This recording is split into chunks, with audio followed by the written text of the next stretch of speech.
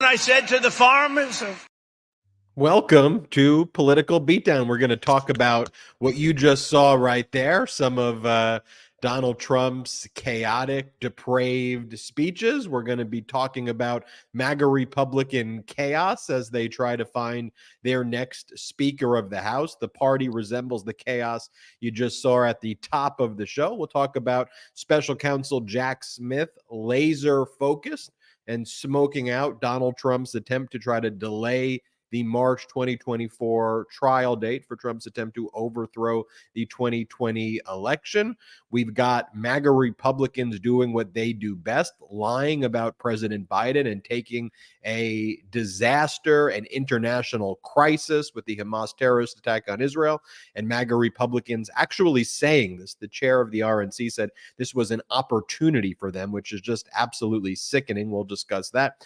And also the New York Attorney General civil fraud case is in week 2 of trial in Manhattan, another unmitigated disaster for Donald Trump, as Alan Weisselberg, in between his testimony of saying, I don't recall,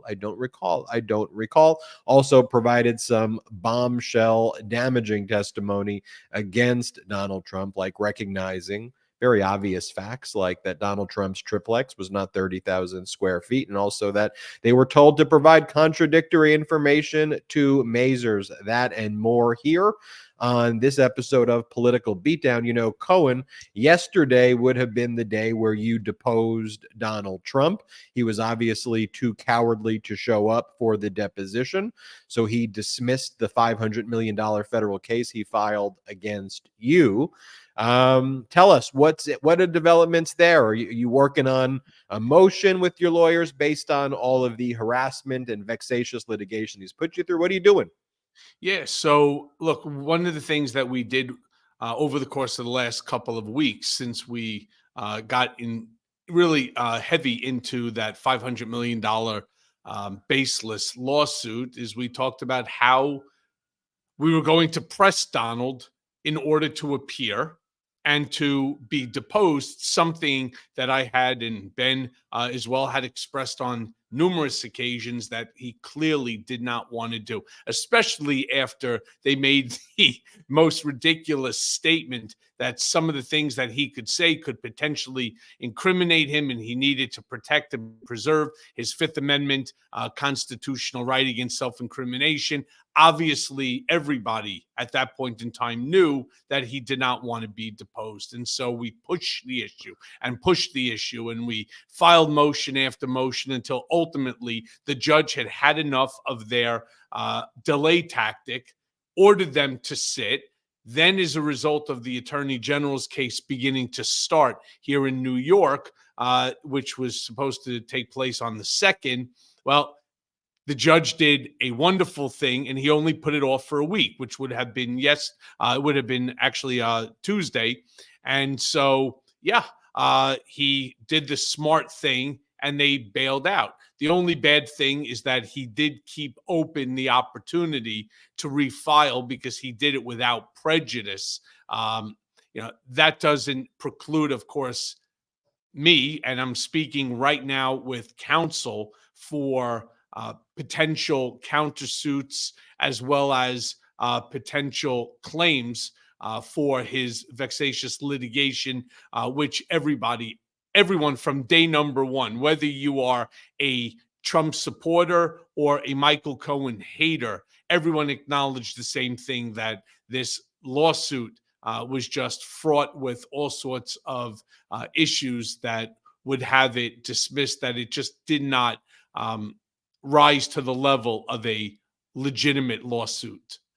So your understanding, based on the preliminary research you've done, is that Donald Trump dismissing this thing without prejudice, after all that he put you through in this case, that does not preclude perhaps, and I don't want to put words in your mouth, but perhaps a malicious prosecution lawsuit against Donald Trump, or perhaps some other claims based on his vexatious. Some type of a sanction.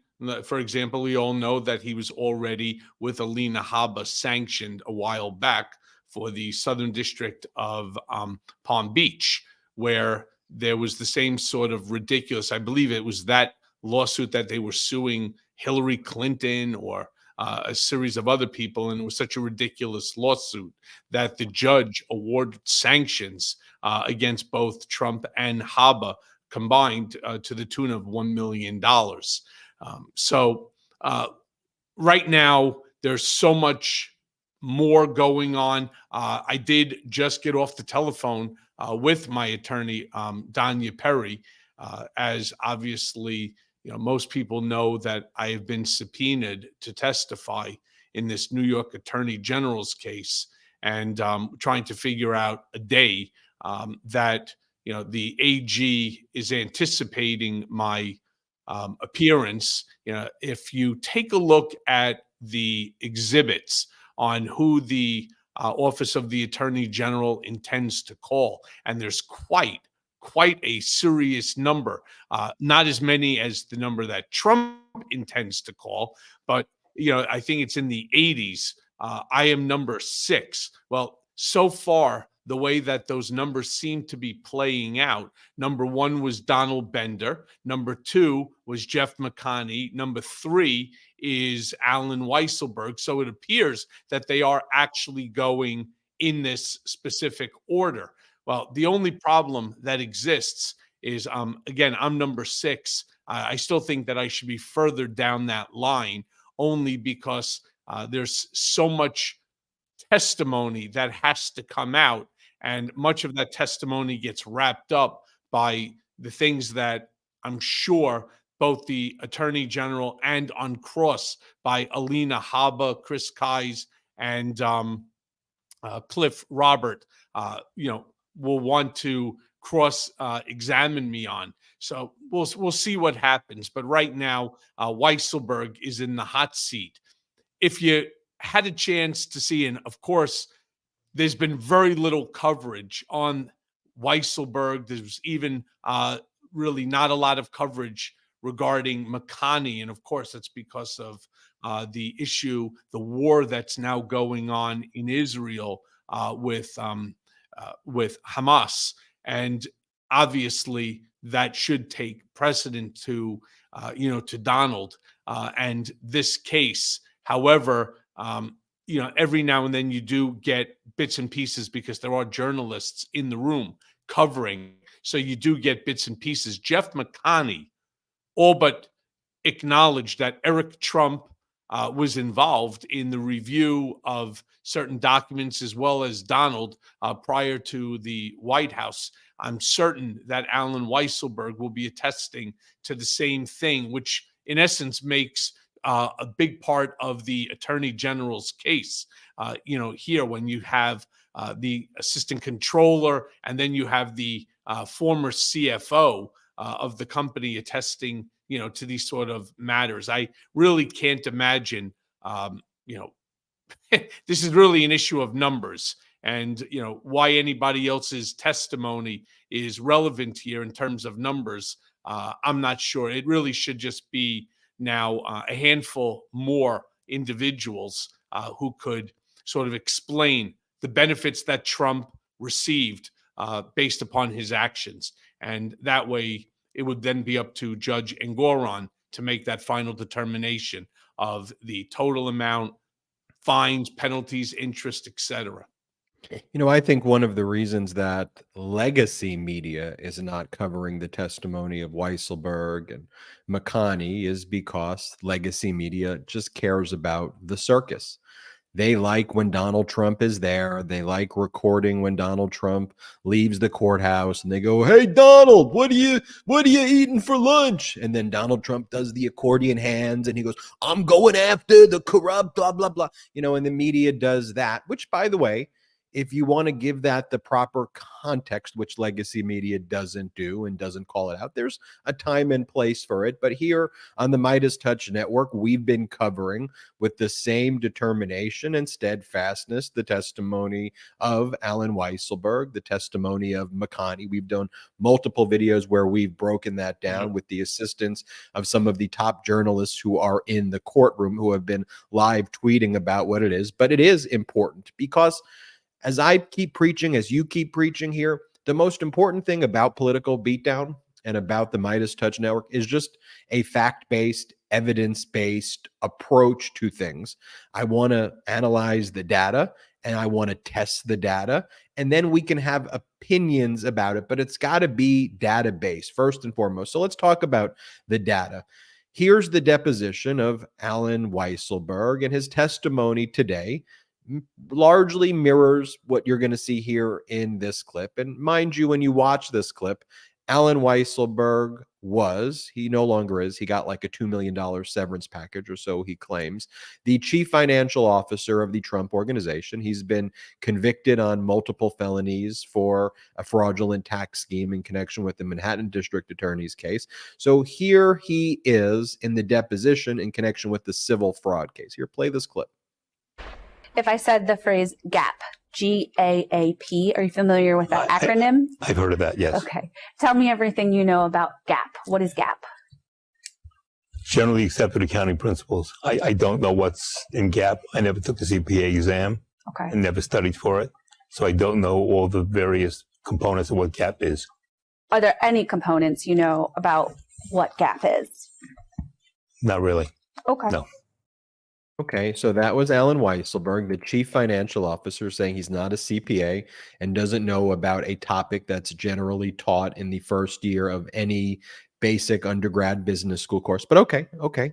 Let's say maybe he wasn't involved in that. Maybe he was not the person responsible for certifying that generally accepted accounting principles were followed, right? Maybe it's a big organization. Maybe it was someone else. So let's ask Donald Trump. Hey, Donald, who was responsible? Were you responsible for GAP, or was it Weisselberg who was responsible? Play the clip. To meet your obligation here of presenting the information in accordance with GAP, was Alan Weisselberg responsible for that? Object to the form. I would say yes. I would say you're a freaking liar. Cohen, what do you think? Look, I could understand what Alan is saying. Many people, were involved in the formation of these financial statements, these personal financial statements, or statement of financial condition, as they're called. It is incumbent upon the accounting firm, and it was Meiselas, and of course, as I stated before, Donald Bender was first up, and they went by what was generally accepted accounting principles. And this is a series of principles that goes into it. It's not formulas. It's just the way that you conduct things while you're putting them together for these specific types of documents. That would, of course, be on Meiselas to do. The problem that Meiselas had is, and this is based upon McConney's testimony, and I'm sure it's going to be the same testimony that Alan Weisselberg will give, is that the numbers were not accurate. And the methodology used in order to get to those numbers were similarly not accurate. And so, generally accepted accounting principles only work when the information that's provided to the accounting firm who's putting it all together relies upon them as being truthful and accurate, and not what, unfortunately, Donald Bender received. So let me show you some of the testimony from Weisselberg, again, former CFO of the Trump Organization, as brought to us by Adam Clausfield, who is there. The questioning starts with some biographical information about Weisselberg. He went to Pace undergrad. He met Fred Trump beginning in 1973. Weisselberg says he spent 50 years in real estate in New York. The New York Attorney General then displayed Weisselberg's separation agreement from the Trump Organization. He was put on leave October 2022. That was right around the time of the criminal case, and Weisselberg pled guilty to multiple felony counts there. He signed his severance January 9th, 2023. Then the New York Attorney General showed Weisselberg an agreement that he signed with Meiselas, showing his obligation sharing data with the accounting firm. And it says, the statement referred to above is fairly presented in conformity with accounting principles generally accepted in the United States of America. So he said that he followed GAAP, but you just saw in the deposition, he does not know what generally accepted accounting principles are. And then in rapid fire questioning, the New York Attorney General went year by year, pressing Weisselberg about his assumptions on various things, including the square footage of the Trump Tower triplex. Weisselberg testified, admitted under penalty of perjury, that he learned that his assumptions were wrong. Then Weisselberg claimed he did not recall being put on notice that the 30,000 square foot number was wrong, and it was actually 10,000 or so square feet. So then the New York Attorney General said, well, let me refresh your recollection, Mr. Weisselberg. I'd like to show you the First Amendment to the Declaration of Trump Tower Condominium. Here it is, a document executed on October 11th, 1994. Are you familiar with this document? Well, this document discloses that the triplex actual square footage is 10,996 square feet, not 30,000 square feet. So does that refresh your recollection? And it was all like that with all of the properties. And then there was another point where Weisselberg admitted that he was obligated to provide Meiselas with contradictory information about valuation. So that's basically, in a nutshell, how Weisselberg's testimony went. And again, we want the facts. We want the evidence. And as we've always said in all of the Trump-related cases, when we follow and speak about the evidence, we feel that he's liable or guilty of the underlying crimes. Everyone is entitled to a presumption of innocence, but you have to be in an evidence-based system. When Donald Trump goes out there with the accordion hands and does that thing, that's not evidence, and that's a bunch of crap. And we need to cut through it exactly like we're doing here with the brigaders and say, just here's the data. That shouldn't be what political party you are on. When you hear the evidence and you hear the testimony like that, if you're not appalled at the behavior of Donald Trump and the Trump organization, well, that's appalling to me. Yeah. I mean, there's, look, appalling. Everything that the man does is appalling. I mean, I want to just sort of use this as a very quick segue into obviously what's going on in Israel right now and the war against Hamas. When I saw Trump put out a Truth Social, whatever they call, post, where, thank you, I kept Israel safe. Nobody else will. Nobody else can. And I know all of the players. It is so fucking insulting what he's talking. He knows all the players, and only he can keep Israel safe. I'm so taken aback. I mean, there's so many things that this ass clown does that you just have to just sigh and gasp for air.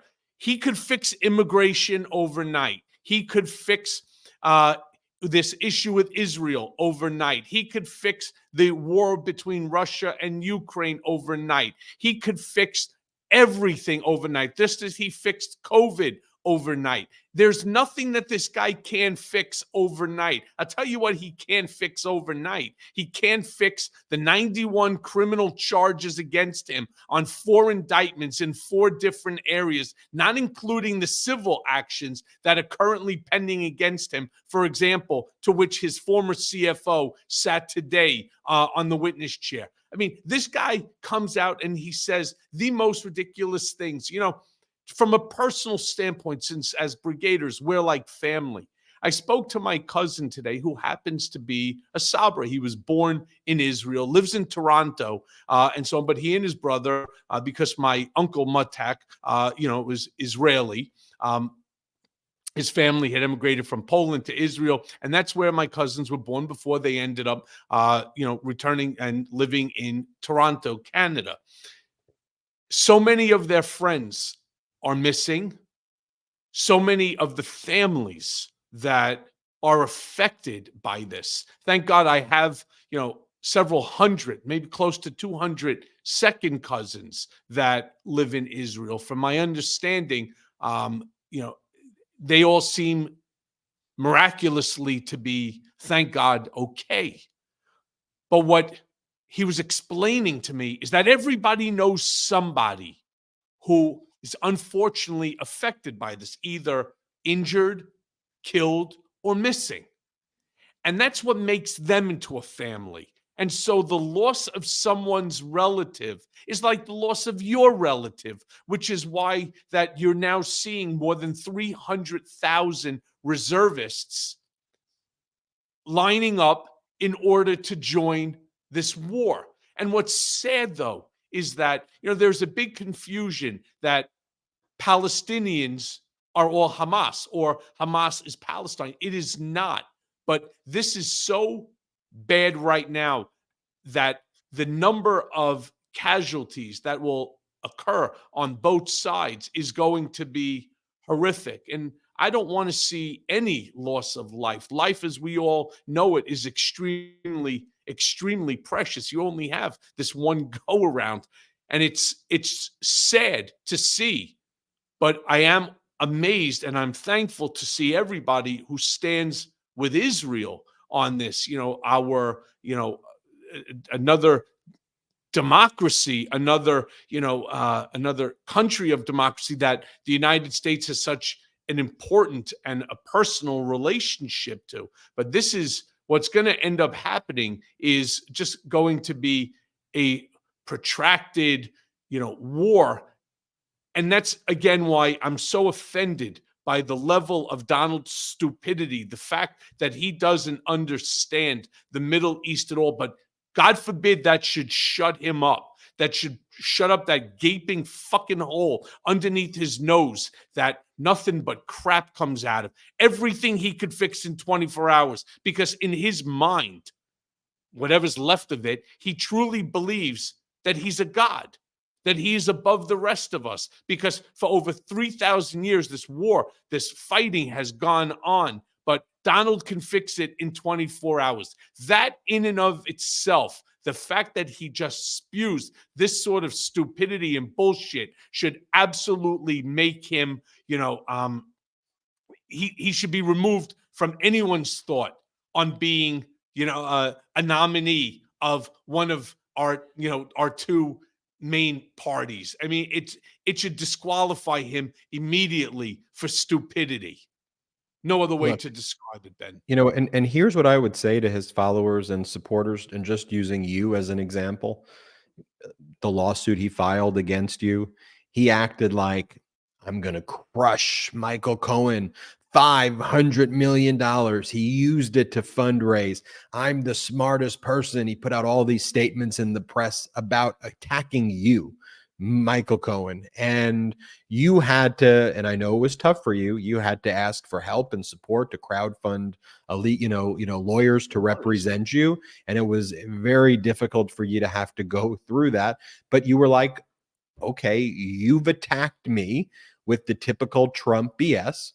Now I'm going to defend myself from your bullying tactics. Show up at a deposition. Why?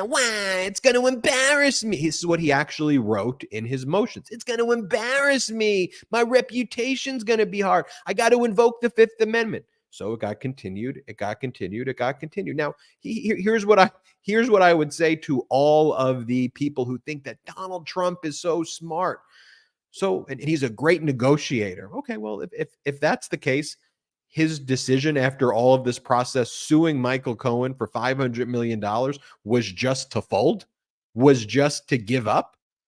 And then you have to evaluate that and go, huh?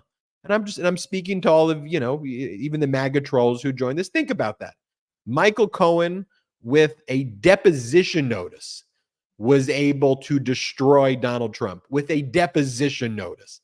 Imagine what Putin can do to Donald Trump. Imagine what Iran can do to Donald Trump. Imagine what President Xi can do to Donald Trump if Michael Cohen can bring the man down with a deposition notice. But then also you look at it, the same week, Donald Trump sued Judge Engoron, the judge in the New York AG case. Look how tough I am. I'm going to sue Engoron. Donald Trump dismissed the case against Judge Engoron when it was clearly frivolous and there were going to be repercussions. How about Donald Trump suing New York Attorney General Letitia James in all the various courts? What did he do there? Voluntarily dismissed the case because he wanted to avoid monetary sanctions. Okay, tough guy. You're supposed to be this strong negotiator. Tell me about. I want to show you in a some of these things, and I want to compare. Here's what Donald Trump was saying. Here is what President Biden was saying during this horrific terrorist attack on Israel. You've got like Donald Trump talking about his body and saying my body's better than President Biden's body. Like, it is so utterly absurd. But first, I want to. I'll tell you something, Ben. I think the Ozempic is getting to his brain because, with all due respect, even if he dropped 10, 15, 20 pounds, it doesn't make a difference. I mean, he's so offended that Joe Biden was driving this bicycle with his shirt off on, that he's on the beach, and people are saying, that he's still fit. He's so offended by it. What did he do right after? He talked about how he could. This is not bullshit, my friends. This is fact. Right after the announcement that he could fix this entire Middle East problem in 24 hours, he posted a picture of himself playing tennis when he was like in his late 30s or 40s at Mar-a-Lago. I mean, this is the insanity of a man who will, without doubt, as it stands right now, be the Republican nominee for the 2024 election. We're talking about the killing of children. They said somewhere on television today, 40 babies were beheaded. 40. They're talking about young women dragged through the street, bloodied, clothes pulled off, raped, thrown into trucks, and then brought over to Gaza. Talking about the elderly executed or taken as hostages and so on. This is so atrocious on so many levels. And the only thing that the guy can do is to post a photo of himself playing tennis. And I scratch my head and I say, holy shit, when did this man become so deranged? And I want to be clear about this. He was not this deranged in 2007 all the way through 2017. Something has happened to him. Now, was it the thirst for power, for unlimited power? What the reason is? I don't know the answer. I truly don't. He was always an ass. But this goes way beyond. I mean, this goes beyond the sort of racist, sexist, misogynistic, xenophobic, homophobic, Islamophobic, anti-Semitic comments that would occasionally break through and, that he would say, from time to time. This is a whole nother level of fucking insanity. And it's the kind of insanity that nobody should stand for. Nobody. And nobody, in my opinion, said it better, believe it or not, than Amari Stoudemire, who went on and he just called it straight out. And he was like, this is just fucked up what they're doing. And anybody who thinks that, that Israel should not defend themselves against this type of attack. I mean, he just put it blunt. He was as clear as possible. And yet, a guy who was the former president of the United States, the best he could do is talk about how he could settle this matter. He could resolve it because he knows all the players in 24 hours. And then to post a photo of himself in his white shorts playing tennis. I mean, again, if that's not a disqualifier, I don't know what is. I want to remind everybody as well to join us for the after show at patreon.com/political beatdown. That Patreon community is growing and growing. And I think it gives all of you an opportunity to interact directly with Michael Cohen. Cohen, I see you responding to the direct messages. By the way, did you like respond. it was my 29th anniversary yesterday. And so I posted a photo of my wife and I right before, the wedding. Obviously it was in Central Park on the big rock that's right there. So I posted that photo as well. I don't know, I didn't get a happy anniversary from you, Ben, so clearly you didn't see it. Happy anniversary, Michael Cohen. 29. And by the way, you and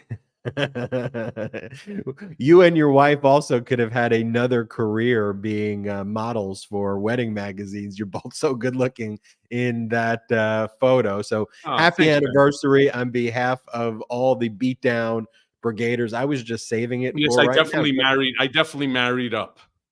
Patreon.com/political beatdown. We're going to hold another Zoom meeting with all of you soon at patreon.com/political beatdown, and you get exclusive access to our after show. Let's try to hit 1,000 patrons on that. Again, patreon.com/political beatdown. Also, I want to give a shout out to one of our pro-democracy sponsors, Lomi.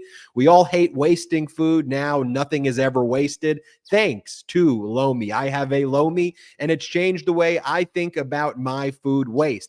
Lomi transforms my trash into treasure at the push of a button. Lomi is a countertop electric composter that turns food scraps to plant food in 4 hours. There's no food rotting in my garbage and smelling up the kitchen. Now I only take the trash out on garbage day, plus no more leaky bags. I turn my waste into nutrient-rich Lomi earth that I can feed to my plants, lawn, or garden instead of sending it to the landfill. I can help the environment and make my life easier. All my food scraps, plant clippings, and even those leftovers I forgot in the back of the fridge can go back into my garden, helping me grow more nutritious food at home. And now, Lomi's new app lets me track my environmental impact, earn points for every cycle, and redeem for freebies from Lomi, plus other great brands. I learned that food waste makes up a huge portion of our personal carbon footprint. By reducing the amount of food I send to landfill, I'm helping to do my part for this planet. Whether you want to start making a positive environmental impact or just grow a beautiful garden, Lomi is perfect for you. Head to lomi.com/beat and use the promo code BEAT. Ready? To get $50 off your Lomi. That's $50 off when you head to lomi.com/beat, BEAT, and use the promo code BEAT at checkout. Thank you, Lomi, for sponsoring this episode. Back to our show. I want to show you right here, Michael Cohen, as the crisis was unfolding, as the terrorist attack by Hamas against Israel was going down, Donald Trump was speaking about him having a better body than President Biden. So first, I want to show you what Donald Trump was saying, and then I want to show you what President Biden has been saying. First, Donald Trump. Play the clip. He's got a consultant somewhere. This is the worst consultant in politics that thinks he looks good in a bathing suit, right? No, he spends so much time at the beach. How do you do that? And, I have a much better body than him. But I'm not really sure that I want to expose it with the sun blaring down and the sand, the surf, the wind, it's not a pretty sight. Okay, It's not a pretty sight. It's not a pretty sight. I've actually seen him in his tidy whities and his Hanes t-shirt. That's not a pretty sight. Men in Black. Let me show you, compare that to President Biden. This is President Biden's speech. So you saw what Donald Trump is saying. Let me show you what a real president says. Play the clip. I just got off the phone with a third call with Prime Minister Netanyahu. I told him the United States experience what Israel is experiencing, our response will be swift, decisive, and overwhelming. We also discussed how democracies like Israel and the United States are stronger and more secure when we act according to the rule of law. That's how a president is supposed to talk and conduct themselves. And when you go to the Trump events, you have trucks that are out there like this. I mean, you cannot make that up. You've got pickup trucks with Trump's face imposed over someone's body with a six-pack. And there are multiple trucks that are lined up with photos like that, photos of Donald Trump holding a gun and his face superimposed over the Scarface photo. Like, it's just odd behavior. And then this is what preceded Trump speaking. This is That's really not even a going on. six-pack, Al. That dude in that picture has an eight-pack. That guy's a I'm professional. going to tell you something. bodybuilder. I'm going to tell you something. That was actually my body right there, Michael Cohen. Yeah. I'm joking. Okay, here is Yes, the I know that. here is the pastor, or so-called pastor. Before Donald Trump speaks, they have these like so-called pastors. They speak and they talk about, like, in the name of Jesus, silence all of Donald Trump's opponents. Just like, watch how insane this is. Play this clip. We pray that you will impart wisdom to our president as he goes forth to stand in our place. We ask that those who stand against him would be put to silence, that those horrendous actions against him and his family would be exposed and struck down. When we leave this place, give us the courage to say no to evil. Give us the victory over addictions and vices that harm us and our families, and give us the courage to stand with President Trump in the caucuses and in the election to come. We ask for your guidance, wisdom, and power in Jesus' almighty and all-powerful name. Amen. I got to be honest with you. Look, I'm not a theologian, but I can assure you that if Jesus would come down from the heavens, he would turn around and he would slap Porky Pig over there right across the side of his head.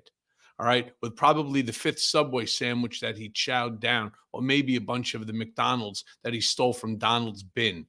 This isn't a joke. He's invoking Jesus's name in order to strike down those people who are what?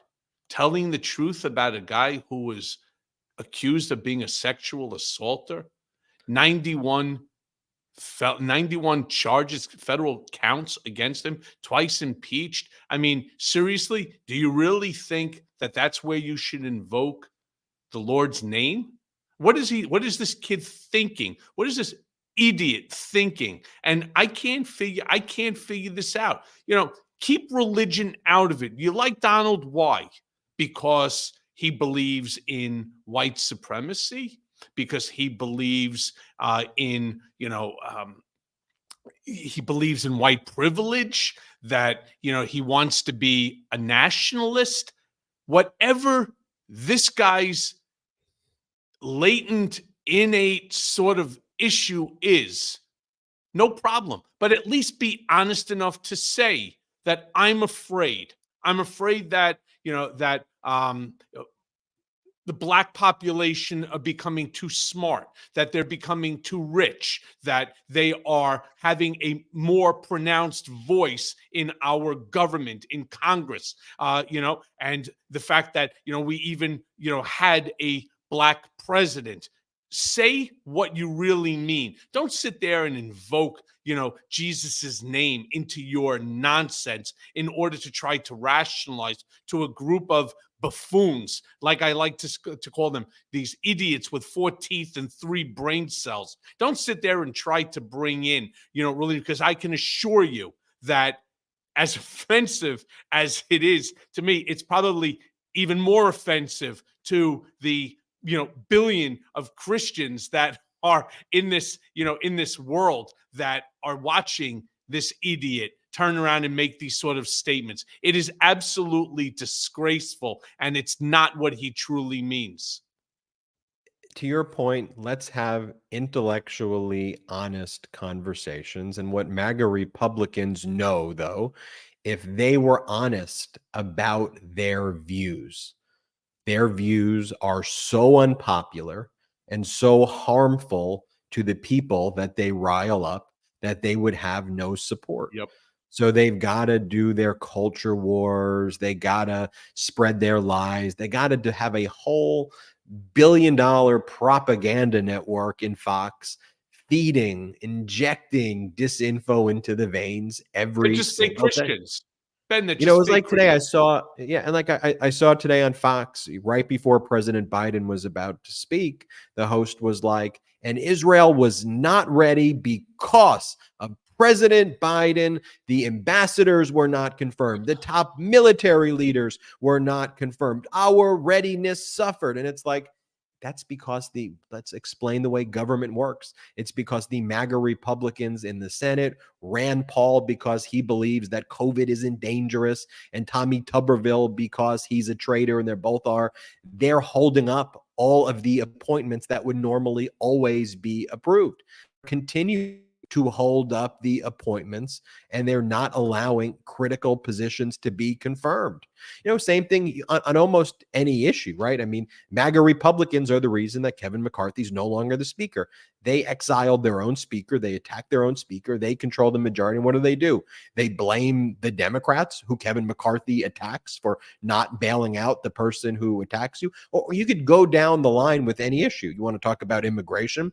Democrats have put forward very serious bills to address the immigration crisis. Comprehensive immigration reform, actually sponsored and led by Congress members who are not engaged in performative theater, but members of Congress who are from border towns.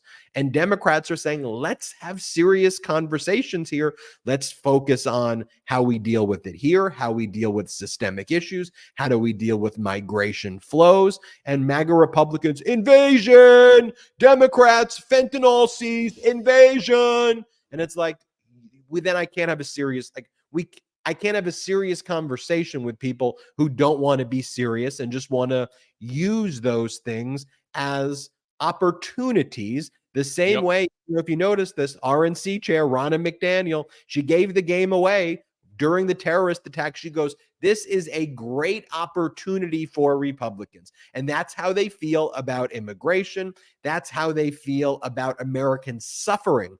They cause it. And then they say, great opportunity for us. And Democrats are here trying to roll our sleeves up, or pro-democracy community, or just Americans who want solutions, saying, can we fix this? Can we try to solve this? Invasion, woke. Imagine, Ben, I want you and the brigaders to imagine for a second. So I make an announcement.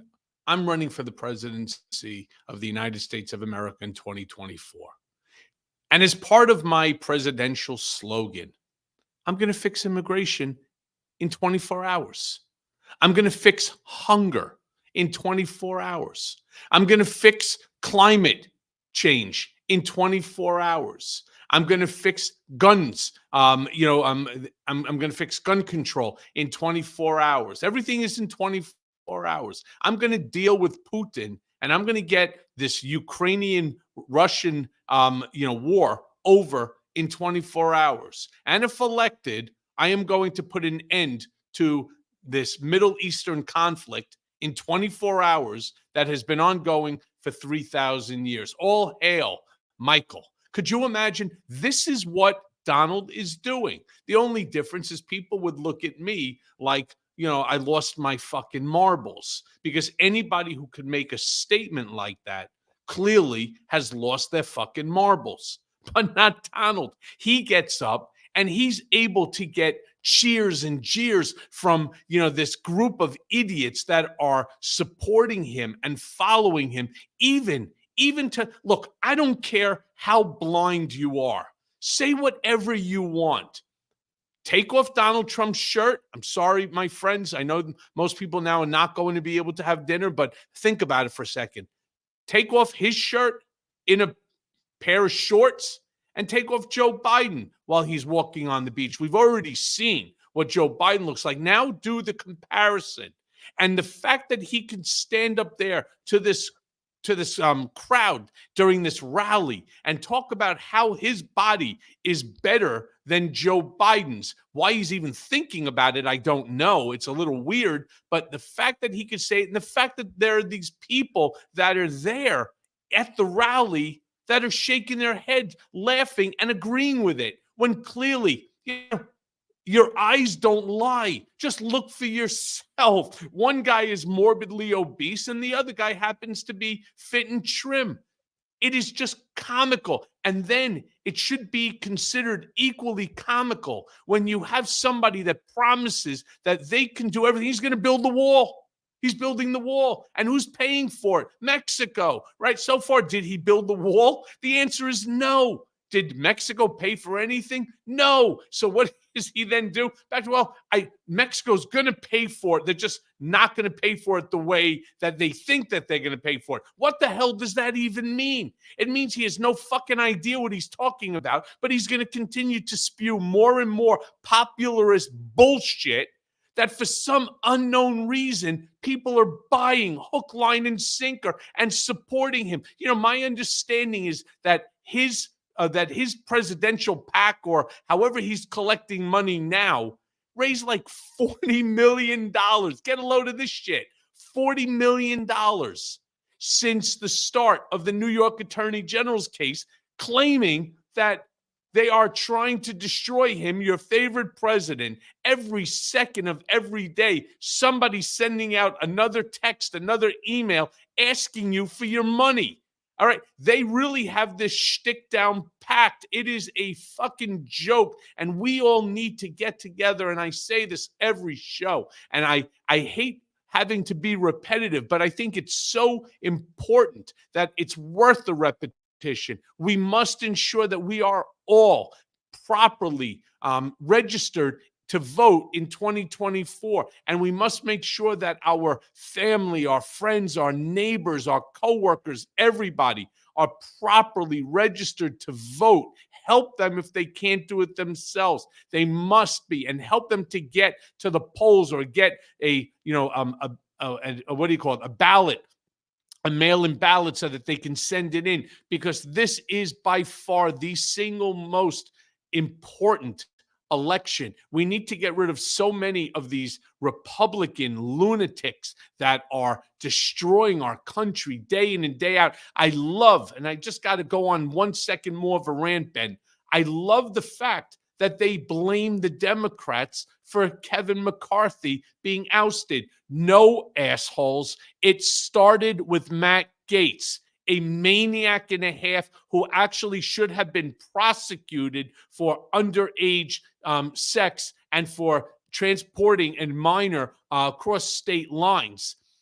For whatever the reason is, and however he managed to escape it, okay, that's up to law enforcement to handle. But it's Matt Gaetz who is the one that went ahead and decided that he was going to raise enough shit about McCarthy to get him ousted. And then they're saying, well, the Democrats should have stepped up and that they should have ensured that McCarthy stayed in. This is insanity by a group of people that don't know if they're coming or going. And who knows who's going to be the next speaker. Could you imagine Jim Bag Jordan or Scalise? I mean, it's one half, or it does. It's the same shit, whether it's the left or the right. They are both equally no good. I'd sooner take Scalise over Jordan, but neither of them. Can't we get somebody who's more moderate? Can't we get back like the Tip O'Neills, or even, for God's sakes, Nancy Pelosi? Now people say, oh, come on, Nancy Pelosi was far to the left. No, she wasn't.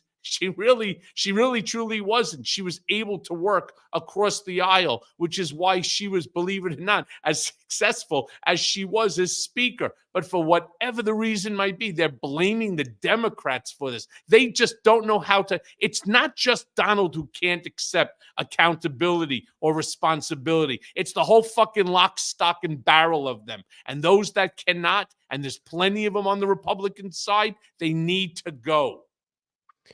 We got a Jack Smith update with a very quick response from federal judge Tanya Chutkin. who's managing that docket so perfectly and not letting Donald Trump play games in comparison to Judge Eileen Cannon. I want to talk about those developments and a little bit more on the chaos engulfing Capitol Hill right now, caused by the MAGA Republicans as they fight amongst each other to identify who the next Speaker of the House can be. That and more when we come back from our last quick break of the day. Ben Meiselas here. Did you know that your temperature at night can have one of the greatest impacts on your sleep quality? If you wake up too hot or too cold, I highly recommend you check out Miracle Made's bed sheets. Inspired by NASA, Miracle Made uses silver-infused fabrics and makes temperature-regulating bedding so you can sleep at the perfect temperature all night long. Using silver-infused fabrics originally inspired by NASA, Miracle Made sheets are thermoregulating and designed to keep you at the perfect temperature all night long, so you get better sleep every night. These sheets are infused with silver that prevent up to 99.7% of bacterial growth, leaving them to stay cleaner and fresh 3 times longer than other sheets. No more gross odors. And get this, Miracle sheets are luxuriously comfortable without the high price tag of other luxury brands and feel as nice, if not nicer, than bed sheets used by some 5-star hotels. Stop sleeping on bacteria. Bacteria can clog your pores, causing breakouts and acne. Sleep clean with Miracle. Go to trymiracle.com/beat to try Miracle Made sheets today. And whether you're buying them for yourself or as a gift for a loved one, if you order today, you can save over 40%. And if you use our promo BEAT at checkout, you'll get 3 free towels and save an extra 20%. Miracle is so confident in their product, it's backed by a 30-day money-back guarantee. So if you aren't 100% satisfied, you'll get a full refund. Upgrade your sleep with Miracle Made. Go to trymiracle.com/beat and use the code BEAT to claim your free 3-piece towel set and save over 40%. Again, that's trymiracle.com/beat to treat yourself. Thank you, Miracle Made, for sponsoring this episode. Ben Meiselas here. Green Chef has expanded their menu. Now choose from more than 50 weekly menu and market items with the option to mix and match meals in the same box without changing your plan. Get everything you need at Green Market, our one-stop shop for quick breakfast, brunch kits, wholesome lunches, and more you can easily add on to your weekly order. Green Chef is the #1 meal kit for eating well, with meals that work for you, not the other way around. Celebrate summer with seasonal recipes featuring certified organic fruits and vegetables, organic cage-free eggs, and sustainably sourced seafood. Green Chef is the only meal kit that is both carbon and plastic offset. Green Chef offsets 100% of their delivery emissions to your door, as well as 100% of the plastic in every box. Plus, nearly all packaging materials are curbside recyclable in most areas in the United States. Bring more flavor to your table this summer with Green Chef's delicious, nutritionist approved recipes featuring certified organic fruits and vegetables and unique farm fresh ingredients like tart cherries, truffle zest, and rainbow carrots. My absolute favorite is the spicy chicken and broccoli stir fry. Delicious. Go to greenchef.com/beat60. That's greenchef.com/beat60 and use code beat60, beat60 to get 60% off plus free shipping. That's 60% off plus free shipping. That's greenchef.com/beat60 and get that 60% off plus free shipping. Green Chef, the #1 meal kit for eating well. Now back to the show. Welcome back. I really did eat the Green Chef. I think it's been effective. When I started the Green Chef, I recorded that ad, and thank you, Green Chef. All right, let's get into it. While we were gone during the break, here's the latest update on what's going on in the House of Representatives. You got the MAGA Republicans are caucusing about selecting who their next speaker may be, and it's like a total clown show. Here you have MAGA Republican Nancy Mace, who previously there she is right there, walking in with an A on her shirt. I guess people were speculating in the comments, was the A for attention? Is the A for the curse word? Is it for something else? But they're so letter. That's what she said. She said the A was her scarlet letter, and it's just with these MAGA Republicans, there's nothing serious. They're all seeking attention. It's a really sad state of our country that they basically been taken over by, I don't know, like right-wing influencers. It's very, very strange. Let's talk about some real updates, though, as well. Special counsel Jack Smith filed 2 important motions this morning, and Judge Tanya Chutkan, the federal judge, responded right away and ordered an expedited briefing schedule. The first is a government's opposed motion for fair and protective jury procedures. In other words, Donald Trump opposed the motion for fair and protective jury procedures, where special counsel Jack Smith wanted to not publicize the names of prospective jurors. That's all Jack Smith was asking for. Donald Trump opposed that. And then special counsel Jack Smith cited as the need for not publicizing them Donald Trump's past conduct, including his threats against the judge in the New York Attorney General civil fraud case last week and the judge's law clerk. Then special counsel Jack Smith filed this government's opposed motion for formal pretrial notice of the defendant's intent to rely on advice of counsel defense. And special counsel Jack Smith says, look, Donald Trump and his lawyers, they go on all these right-wing media networks and other networks, and they say, look, our defense, because Donald Trump's lawyers go on TV and just say what it is they're going to do, and they perform. They said that their defense was going to be Donald Trump relied on the advice of lawyers like John Eastman and others when he perpetuated the insurrection, when he supported the insurrection. We tried to overthrow our democracy. So Jack Smith's like, look, if that's what you're going to do, then by December 18th, when exhibits are due, make it clear that that's your intent, because if you have an advice of counsel defense, that has consequences. One of those consequences are you waive attorney-client privilege. So right now there are 25 separate witnesses who have asserted attorney-client privilege, either wholly over their testimony or partially. And Jack Smith says, okay, do your advice of counsel, and then you'll waive attorney-client, and then I'll get all of those documents. But what I want to avoid, Jack Smith says, is exactly what we all know Trump's going to try to do, which is not claim he's going to use advice of counsel, but just do it to the media. Then trial's going to start. And in the opening statement, then Donald Trump's going to blame his lawyers then.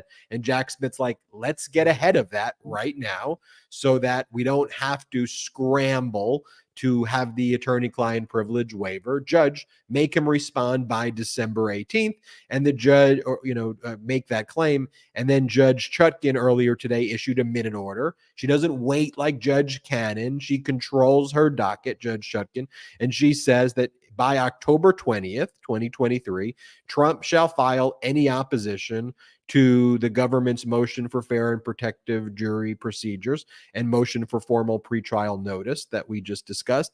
And the government shall file its reply by October 25th, 2023. So this will all be determined in the next 20 days. And that just shows you who Judge Chutkan is and what a good lawyer special counsel Jack Smith is. What do you think, Cohen? So, before I go on to that, because yes, Jack Smith has this down and so does the judge, and Donald's not going to get. One of the things I think that I've done is I've certainly shown his playbook.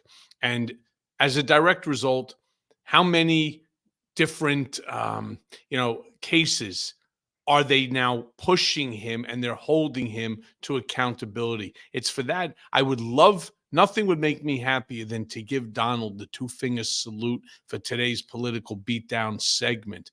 But as much as he deserves it, I do really have to say that Matt Gaetz deserves it more. And I say that he deserves it more simply because the fucking asshole doesn't understand that there are repercussions to everything. Great. He got his little rocks off and he got, McCarthy out as speaker. This was a personal grudge in order to remove him because he didn't like certain things, including not shutting down the government. Think about that for a second.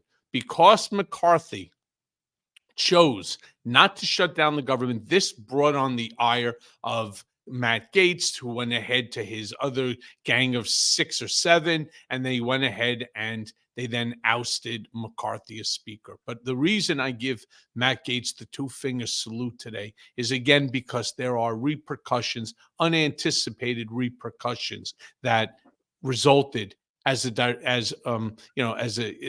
consequence of Gates's actions, and that is right now the United States can't even help Israel in terms of this war simply because Congress doesn't have they don't have a speaker within which to pass to pass the bills and to legislate the way that they need to do. So right now, our country is stymied from doing the things that they need to do, not just for Israel, but even here in the United States, we have the debt ceiling is going to come due again. But do they care about it? Now they're going to try to turn around and figure, well, we need somebody, so let's shove in a Jim Jordan. Let's shove in a Scalise. Let's shove in somebody who that they think that they can get enough votes so that it's not going to be the same embarrassment that the country saw when it took McCarthy 15 tries to do it.